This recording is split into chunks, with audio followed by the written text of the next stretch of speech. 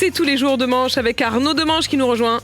En gambadant dans ce studio. Comment ça va tout le monde ? Il gambade comme le oui, printemps. comme un cabri. Mais aujourd'hui, on est tout excités, Apolline. Apolline frétille, Élise trépigne, Sébastien s'enjaille, Stéphane s'émoustille. Et vous-même, chers auditeurs, on vous sent piaffer sous la douche devant The Big Question of the Journée.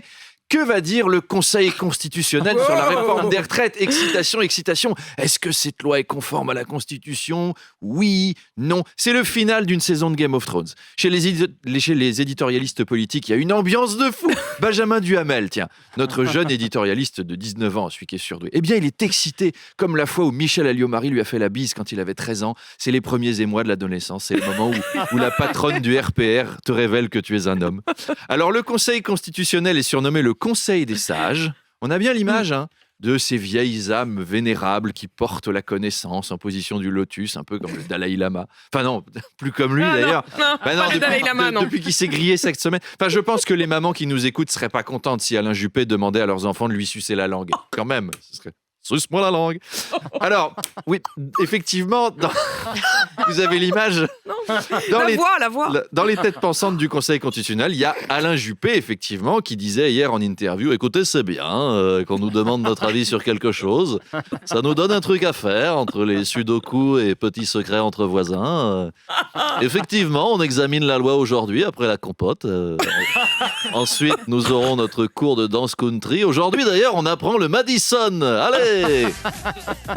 Oui, j'ai l'impression d'être Apolline de Malherbe au mariage de sa cousine. Et 1, et 2, et 3, et 4. Et après, donc... Je sais le danser. Et oui, c'est Versailles. Et après, ensuite, on valide. Oui, car la loi va passer. Pas de suspense. Vous m'avez fait tellement chier avec vos grèves en 95. L'heure de la vengeance a sonné. Si je pouvais, je vous ferais bosser jusqu'à 79 ans, moi. Vous allez payer. En tout cas, hier, on défilait. Et c'était aussi le jour qu'avait choisi le gouvernement pour lancer la campagne 2023 de la déclaration de revenus. C'est sûr que pour calmer les opposants, leur envoyer le mail des impôts le matin même, c'était une bonne idée. Néanmoins, les syndicats défilaient encore hier contre la réforme. Alors, vous ne le savez peut-être pas, mais pour aider la CGT, Corinne Maziero, la star de la série Captain Marlowe, s'est produite en concert à Lille avec son groupe féministe punk électro, les Vaginites. C'est pas moi qui fais l'actu, encore une fois. En soutien à la caisse de grève. Alors, ce concert a rassemblé environ 200 spectateurs qui ont assisté à la prestation de l'actrice. Alors, je veux pas qu'on me taxe de snobisme, je vous propose d'écouter un extrait.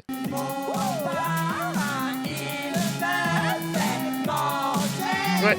Voilà, alors c'est un style, moi je suis pas ultra client, il y a juste Stéphane Pedrazzi qui m'a dit hors antenne, moi j'aime bien, mais bon, on sait que vous êtes un peu sadomaso.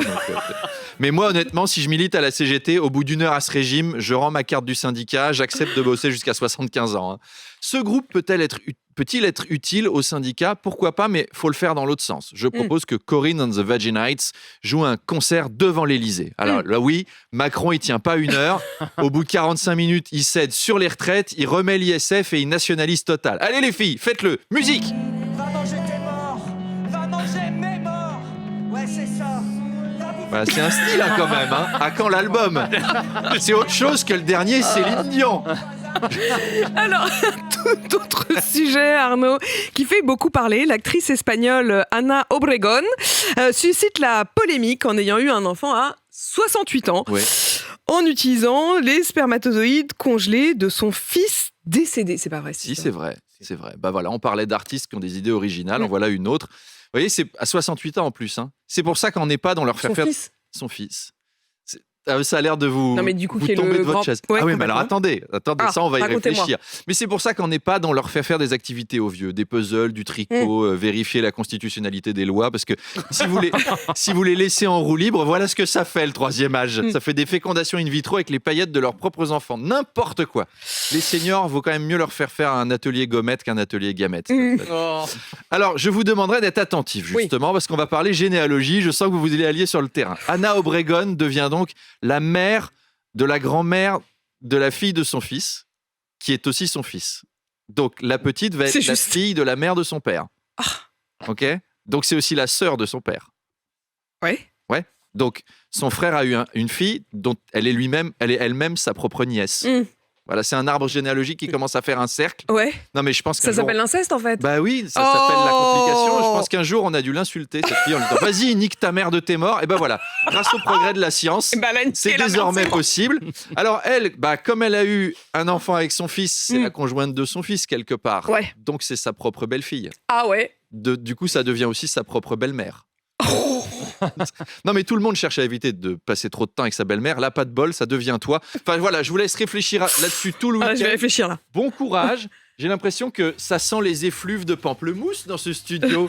Est-ce qu'on ne dirait pas que Grégory, notre directeur d'antenne, l'homme qui prend de longues douches en nous écoutant, arrive avec son Et le coffre voilà. RMC? Et le voilà. Ça sent les 30 000. Attention, me voilà. Il est là, Arnaud Demange. Bonjour Arnaud. Bonjour. Vous êtes passé par le standard comme chaque matin. Et ce qui fait réagir, c'est Stéphane Bern, qui a plaidé pour une police du patrimoine pour qu'on arrête de faire n'importe quoi en termes de restauration. C'est une excellente idée. D'autant que Stéphane Bern fait très bien le flic. On l'a vu dans son téléfilm de policier.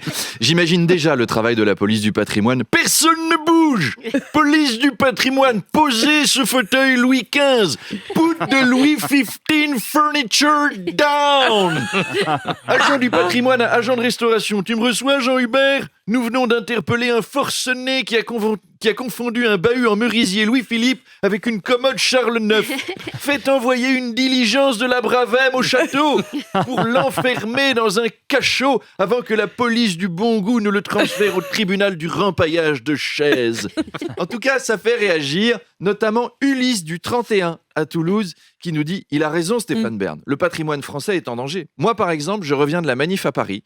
Faire la grève et manifester en mangeant des merguez, c'est le patrimoine français. Et la police n'a UNESCO. pas défendu notre patrimoine contestataire. Pire, elle nous a tapé dessus. Isabelle du Havre réagit en nous disant « Notre patrimoine est en danger. Surtout si Édouard Philippe est élu dans 4 ans. Vous avez déjà été au Havre ? Apolline ? C'est Sarajevo, mais avec la mer. Mais non, c'est Est-ce- beau le Havre. moi, Est-ce qu'on a j'adore. envie de confier le patrimoine de notre beau pays au maire de cette ville ? Non. Enfin, Maître Gims a réagi en disant Ah, c'est Maître Gims, ça, d'accord. Ouais, je fais ce que je peux. Hein. Le patrimoine a été volé aux Africains. Les premiers Européens étaient noirs. Ils étaient grands, blonds, avec une chaussure noire. Ils vivaient près des premières forêts, qui étaient des forêts noires. Le premier Michel était noir. Ce matin, la première robe qu'a choisie Apolline de Malherbe était noire. C'est vrai. Les premiers torses qu'a caressé Emmanuel Macron étaient noirs. Faut qu'il se calme, Bon, allez, à tout à l'heure, 8h20. À tout à l'heure, Arnaud. Il est 7h28. À tout de suite pour la météo, le journal.